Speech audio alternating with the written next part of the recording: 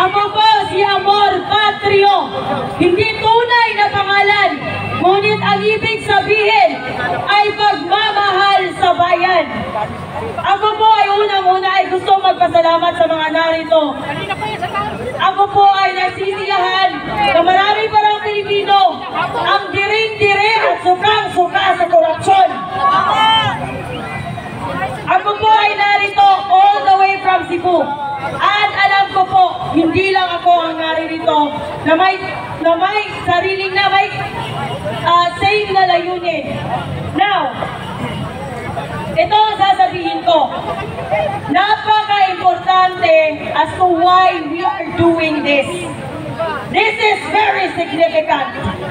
Because if you know what happened to Venezuela, because of their corrupt leaders, if you know what happened to Ukraine, because their leader associated with the US of A and put EDCA bases on their country and they become a sacrificial lamb. Gusto nyo bang maging isang Ukraine? Kaya, ngayong araw, no one is coming to save us. Not even His Excellency, President Rodrigo Roa Duterte. We have to understand, as much as Duterte set the bar really, really high, he is not our savior. He was the spark, and we are the reckoning. Kailangan tayo ng ating bansa. Walang pupunta dito na magsasalba. Tayo ang magsasalba sa bayan. Now, hindi pwedeng rally-rally lang to. Hindi pwedeng walang managot. Hindi pwedeng walang makulong. Ano to? Dahil ba sinuli nila yung 60 billion sa excess fund government? Ganon na lang. Walang free pass dito.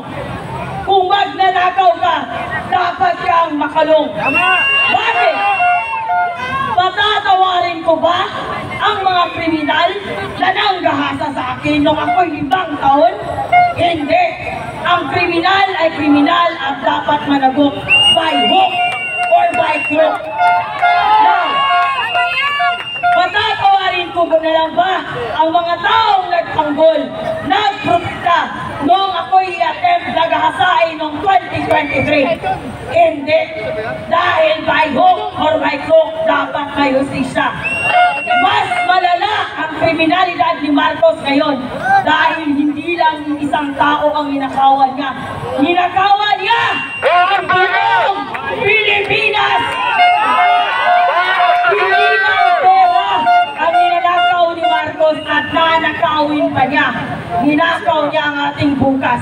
Ninakaw niya ang bukas ng bansa at ninakaw niya ang magiging bukas ng inyong kabataan. No free pass! Mr. Marcos, maktig ka! Palakpakan po natin ang presensya ni Kedel Paeldon! Kasama natin! Ito, I will set a fucking deadline, Mr. Marcos. Makinig ka at makinig kang mabuti. Dahil ngayong araw, ang sukulan ng galit at pagtitiis sa mga Pilipino. Bumaba ka bago mag-alas 5 ng hapon. Marcos Rizal! Bumaba!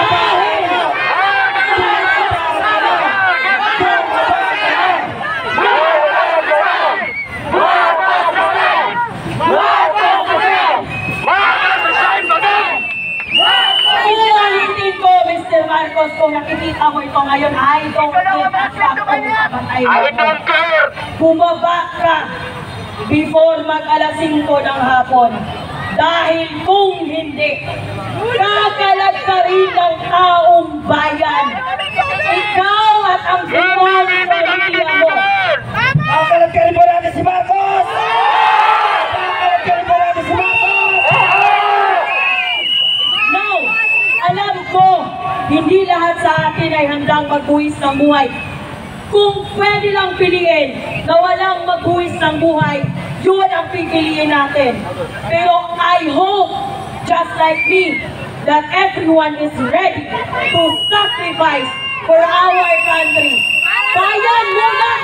Bago ang sarili! Kailangan tayo ng ating bayan!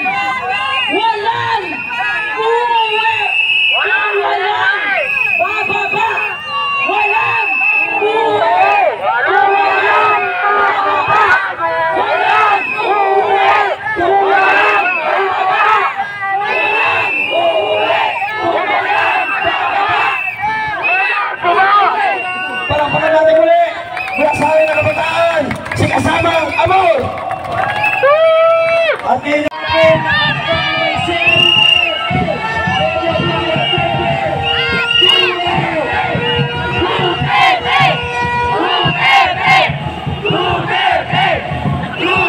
pasok po kayo! Pasok! Pasok po kayo! Tayo magsama-sama rito!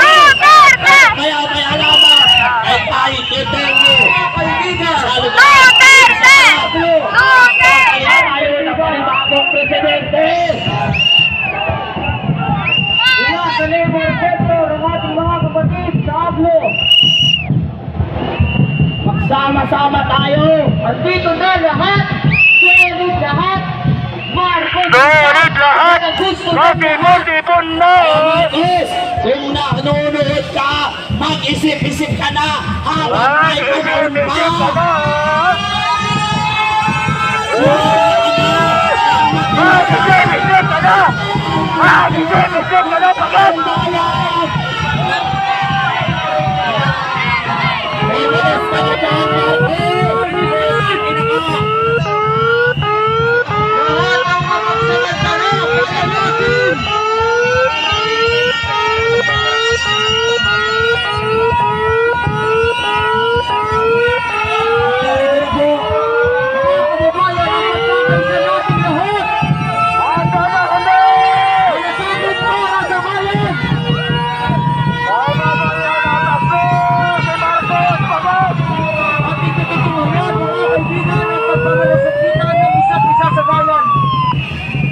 Marcos resign! Marcos resign! Asan? Marcos resign! Asan? Marcos resign! Asan? Marcos resign! Marcos resign! Marcos resign! Marcos resign! Marcos resign! Marcos resign! Marcos resign!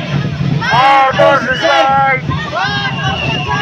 Ang pagkakaisa nating lahat para paalisin ang mga kurakot! Mula po, isa sa mga kabahagi ng Aglo at NPM, ang representasyon ng tagapagsalita, Jose Jesse Unibar. Palakpakan po natin! Palakpakan natin mga kaibigan!